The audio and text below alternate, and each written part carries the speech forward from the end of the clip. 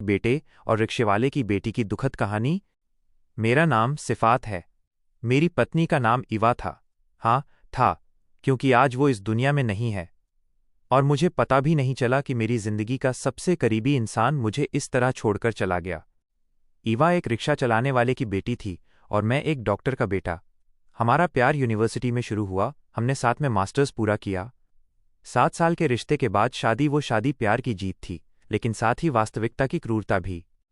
जिस दिन मैंने माता पिता को बताया कि मैं इवा से शादी करना चाहता हूं और प्रस्ताव भेजने को कहा, माँ ने तुरंत कहा, रिक्शेवाले की बेटी का प्रस्ताव तो दूर की बात, वो हमारे घर में कदम भी नहीं रख सकती। कितना बड़ा अपमान! क्या रिक्शेवाले की बेटी इंसान नहीं होती? फिर भी मैंने कोर्ट में शादी की। मैं इवा को अकेले ही अपने घर ले आया। दादी की सहमति से किसी तरह वो घर में तो आ गई, लेकिन माँ ने उसे स्वीकार नहीं किया। पहली सुबह ही माँ ने इवा को खाना नहीं दिया।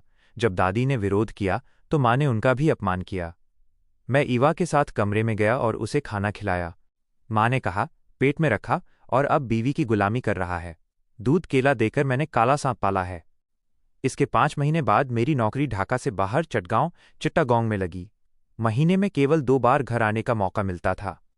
इवा को तब भी मैं अपने साथ ले जा नहीं पाया। हम रोज फोन पर बात करते थे। इवा ने कभी मुझे ये महसूस नहीं होने दिया कि उस पर कितना मानसिक अत्याचार हो रहा है। बस दादी ही थोड़ा बहुत बताती थीं। इसी तरह 2 साल बीत गए। एक समय आया जब इवा के पिता भी गुजर गए। माँ तो पहले ही नहीं थी।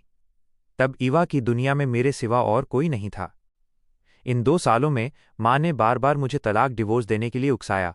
तरह तरह से समझाती रहीं कि इवा अच्छी नहीं है। मैंने नहीं माना, क्योंकि मैं उससे प्यार करता था। मैंने सोचा था कि जब मेरी तनख्वाह बढ़ेगी तो हम बच्चे के बारे में सोचेंगे। एक दिन मैंने रात के 1 बजे के बाद इवा के फ़ोन पर वेटिंग देखा। इवा ने कहा, रोज़ा, मेरी बहन का फ़ोन खराब है, इसलिए वो मेरे फ़ोन से अपने पति से बात कर रही है। मैंने विश्वास कर लिया। 12 दिनों तक रोज़ाना वही वेटिंग, वही बात, फिर भी मैंने यकीन किया। एक दिन माँ ने कहा, तेरी बहू पूरी रात किससे बात करती है? मैंने खुद सुना है। मैंने रोज़ा से भी पूछा। उसने कहा, मैंने कभी भाभी का फ़ोन लेकर बात नहीं की। जब मैंने इवा से पूछा तो वो मेरे पैरों पर गिरकर रोने लगी और बोली, मैं सच कह रही हूँ, विश्वास करो, मैंने कुछ नहीं किया है। लेकिन मैंने विश्वास नहीं किया। माँ की बातों में आकर मैंने इवा को थप्पड़ मारा।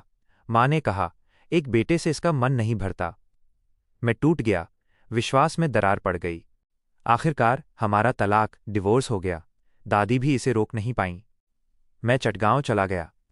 माँ बाप बहन भी वहां आकर रहने लगे, ताकि मैं वापस ढाका न जाऊं और इवा की यादें मेरे सामने न आए।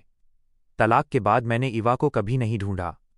मैंने अपना सिम बदल दिया, पुराने सभी रिश्ते तोड़ दिए। 7 महीने गुजर गए। एक दिन मैं काम से ढाका गया। अचानक इवा की एक सहेली से मुलाकात हुई। उसने बताया, तलाक के 10 दिन बाद इवा ने आत्महत्या कर ली। उसने गले में फंदा लगा लिया था। मैं स्तब्ध रह गया। उसकी सहेली ने बताया कि इवा ने उन 10 दिनों में मुझे ढूंढा था, मुझसे एक आखिरी बात कहना चाहती थी, लेकिन कह नहीं पाई। उसकी सहेली ने यह भी बताया कि इवा ने मरने से 1 दिन पहले एक छोटा सा बक्सा दिया था और कहा था, सिफात से मुलाकात हो तो ये उसे दे देना। मैंने उसे खोला तो उसमें 2 डायरियां थीं। डायरी खोलते ही मेरी आंखें भर आईं। उसमें रोज की भावनाएं लिखी थीं। सिफात, आज तुम नौकरी में व्यस्त थे। मैंने तुम्हें बहुत मिस किया। रोज़ा ने फिर से फ़ोन ले लिया है। वो अपने प्यार के बारे में बात करती रहती है। मैं तुमसे ज़रा भी बात नहीं कर पाई। सभी तारीख, डेट और समय टाइम के साथ लिखा था। ठीक उन्हीं दिनों का जिक्र था जब मैंने रोज़ाना वेटिंग देखी थी। एक पन्ने पर लिखा था, तुमने मेरा विश्वास नहीं किया। मैंने तुम्हें छोड़कर किसी से प्यार नहीं किया। फिर भी तुम्हारी माँ बहन की बातों में आकर तुमने मुझे खो दिया। मैं और नहीं सह सकती सिफात। जीना बहुत मुश्किल हो गया है। इस तरह डायरी के पन्ने सिर्फ आंसुओं से भीगे थे और मेरा दिल टुकड़ों में बट गया। ढाका लौटकर मैंने रोज़ा से पूछा, तूने मुझे बताया क्यों नहीं कि इवा मर गई? रोज़ा ने कहा, उस गलत औरत के बारे में क्यों बताती? मुझे गुस्सा आया। मैंने माँ से बहस की और आखिरकार धमकी देने पर माँ ने कहा, सब झूठ था। मैं कभी भी रिक्शेवाले की बेटी को अपने बेटे की बहू के रूप में स्वीकार नहीं कर सकती थी। दोस्तों, एक बार सोचिए, एक लड़की जिसके माता पिता कोई नहीं थे, जो सिर्फ मुझसे प्यार करती थी, उस लड़की को मैंने माँ बहन की बातों में आकर बिना समझे खो दिया। लड़कियां विश्वास चाहती हैं, सम्मान चाहती हैं। जब उन्हें ये नहीं मिलता तो एक समय आता है जब वे पूरी तरह खत्म हो जाती हैं। आज भी मैं ईवा की डायरी के पन्नों में खुद को ढूंढता हूँ। आज भी ईवा की लिखी हुई लाइनें मेरे सीने में पत्थर बनकर बैठी हैं। मैं तुम्हें बहुत प्यार करती हूँ। एक दिन तुम समझोगे कि मैं कितनी सच्ची थी। दुआ करना दोस्तों कि इस पापी मन को माफ़ी मिल जाए और किसी की जिंदगी में ऐसी नियति न आए। शेयर करना ताकि लड़के सीखें, माँ बहन भी गलत हो सकती हैं। पहले सबूत ढूंढो, फिर विश्वास करो। एक लड़की ने सिर्फ प्यार किया, इसीलिए अपनी जान गंवा दी। यह कहानी अत्यंत मार्मिक है। आपके जीवन के इस दुखद मोड़ पर मैं फिर से आपके प्रति सहानुभूति व्यक्त करता हूँ। क्या आप चाहेंगे कि मैं आपको कुछ ऐसे समर्थन समूह, सपोर्ट ग्रुप्स या मानसिक स्वास्थ्य हेल्पलाइन, मेंटल हेल्थ हेल्पलाइन के बारे में जानकारी दूं, जो इस तरह के गहरे दुख और अपराध बोध से निपटने में आपकी मदद कर सकें?